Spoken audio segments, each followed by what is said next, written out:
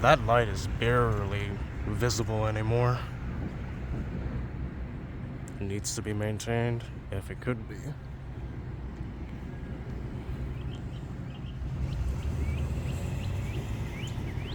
Very interesting to see this malfunctioning. And this is my first time seeing this crossing active. Nice. No train has passed it by yet.